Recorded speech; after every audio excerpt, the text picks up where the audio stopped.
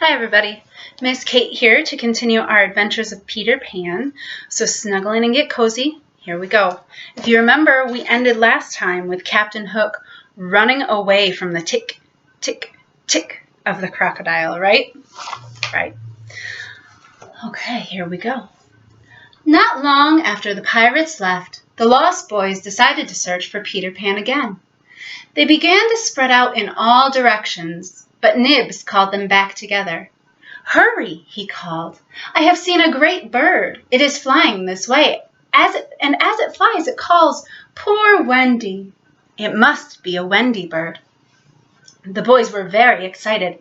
They had never seen a Wendy bird. Tinker Bell flew down among the boys. She had a plan.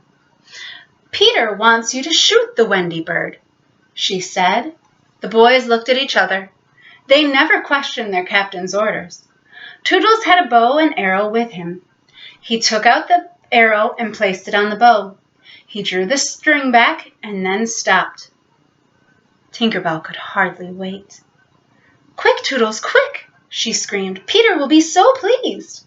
"Out of the way!" Toodles shouted. He fired. The arrow soared into the air and struck Wendy in her chest. Wendy fluttered and fell onto the hard ground. She lay very still. Tinker Bell flew over the boys. She laughed, then flew into the forest to hide. The boys crowded around Wendy. Soon they heard Peter calling to them. "Great news, boys!" he cried. "At last I have brought a mother for you all. Her name is Wendy. Have you seen her? I believe she flew this way." The boys looked stricken. "Peter," Toodles said slowly, "a terrible thing has happened, and we are very sorry." They stood back. Peter saw Wendy lying on the ground. John and Michael began to cry. "Whose arrow?" Peter asked sternly. Toodles fell to his knees. "Mine, Peter," he said. Peter pulled the arrow out of Wendy's chest. He raised it above Toodles, holding it like a dagger. Toodles did not move. "Strike, Peter," he said. "I cannot strike," Peter said. "Something is holding my arm back." Suddenly Nibs cried out, "Look, it's Wendy! Wendy is alive!" Wendy smiled up at Peter. Peter bent down. Carefully, he lifted Wendy into his arms and carried her into his underground home. For the next several days, Peter, the Lost Boys, John and Michael nursed Wendy back to health. There are a couple of pictures too. Some beautiful illustrations in this one. Wendy, John, and Michael loved the underground home. It had one large room with a dirt floor. Growing up from it were large mushrooms that the boys used as stools. A fireplace warmed the room. One bed stood against the back wall. At 6:30 every night, Wendy pulled the bed down. It almost filled the room. All of the boys would hop onto the bed. Wendy would tell stories until they fell asleep. Tinker Bell had finally come home. She was very sorry for what she had tried to do to Wendy. Wendy understood and forgave her. One night, Wendy settled down to tell a story. Michael, John, and the Lost Boys were in bed. Peter sat on a mushroom stool with Tinker Bell on his shoulder. As Wendy prepared to tell her story, pirates crept through the woods above. They wanted to catch the Indians. Slowly they circled the Indian village and waited for the sign to attack. "There was once a gentleman and a lady," Wendy began. "Their names were Mr. and Mrs. Darling. They had 3 children, John, Michael, and Wendy. They had a dog named Nana. One night, Peter Pan flew into their house. He taught the children how to fly, and he told them about the Lost Boys in Neverland." The boys in the bed smiled. The children wanted to meet the Lost Boys, so Peter, Tink, and the children flew away to Neverland.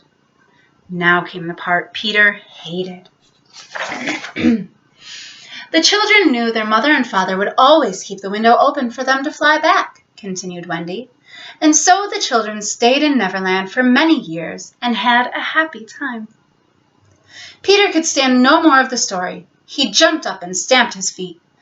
"A lot you know about mothers," he said. I thought my mother would always keep the window open for me, too. But when I tried to go home, I found the window was closed and locked. Poor Peter. There was another boy sleeping in my bed. I couldn't go home again, not ever. Wendy, John, and Michael grew afraid. We must go home at once, Wendy said. Peter, will you make the arrangements? Peter was surprised, then angry. He didn't know his words would make the children leave. He didn't want Wendy to go home. No, I won't, he said coldly. Wendy looked hurt. Peter felt sorry for her. Tinkerbell can take you across the sea if you really want to do it, he said slowly. Wendy looked at the lost boys. They were sad to be losing their only mother. If you will all come to our home, I'm sure my father and mother will let you live with us, she said. The lost boys jumped for joy. Peter, can we go? All right, Peter said with a bitter voice, but I will not go with you. I'm going to stay in Neverland. I never want to grow up. I'm going to stay a boy and have fun. Wendy and the boys begged Peter to go with them, but he refused. It's all right, Wendy said at last.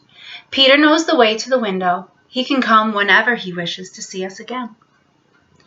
Tinkerbell and the children gathered their things for the trip. One by one, they said goodbye to Peter. They each made their way up through the hole to the ground above their home. All of a sudden, loud shouts and cries filled the air. The children rushed back underground. Peter, what is it? Wendy asked. The noise had frightened them. The pirates have attacked the Indians, Peter said. Everyone stay quiet and listen. If the Indians have won, they will beat the tom-tom. That's always their victory signal. Above ground, the pirates' attack took the Indians by surprise. Most of the tribe was captured. Princess Tiger Lily and a few Indian braves escaped through the dark woods. Smee searched the chief's teepee until he found the tom-tom. Captain Hook was delighted. He and Smee crept quietly through the forest to the mushroom chimney. Smee beat the tom-tom twice, then stopped to listen. They both pressed their ears close to the chimney. Down below, the boys heard the sound of the drum. The Indians have won, Peter shouted. The children cheered. It would now be safe to leave for home. Hook signaled to his men. The pirates quickly surrounded the 7 trees where Wendy and the boys would come up out of their underground home. Think of it, Smee, whispered Hook. We'll get them all, and we didn't have to give them a cake. The first to come out of the tree was Curly. He poked his head out of the tree hole and looked around. All of a sudden, a huge pirate clamped his hand over Curly's mouth. A second pirate picked him up and threw him to another, who tossed him to another, until Curly landed on the ground at Hook's feet. Nibs was captured next, then Slightly, then Toodles, and then the twins. John was the first of the Darling children to come above ground. He too was captured and waited helplessly for Michael to join him. Wendy was the last to be captured. Hook took off his hat and bowed to her. She tried to scream and warn Peter, but Smee clamped his hand tightly over her mouth. Just then, music from Peter's pipes started to come up through the hole in the tree. You see, my dear, Hook sneered, Peter has forgotten you already. Wendy tried to bite Smee's hand, but he was too strong for her. Hook laughed and ordered his men to take the captives to his pirate ship. Then Hook rushed to the mushroom chimney and looked inside. Below ground, Peter played on his pipes. He tried to make believe that he did not care about Wendy and the boys, but he felt so sad and lonely that his head began to hurt. Peter took a bottle of medicine from a shelf. He poured a bit into a glass, but he hated to take medicine, so he put it down. At last, he lay down on the bed and forced himself to sleep. When Hook was sure that Peter was asleep, he lowered himself through the hole and into the underground house. Silently, he tiptoed to the sleeping Peter Pan. Then he caught sight of the medicine glass and reached into the pocket of his coat for a small vial of black liquid. Hook pulled out the cork and poured 5 drops from the vial into Peter's glass.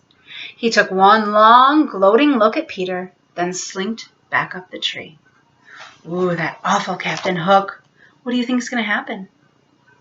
Come back next week and we'll read some more. Thanks for joining me. Good night.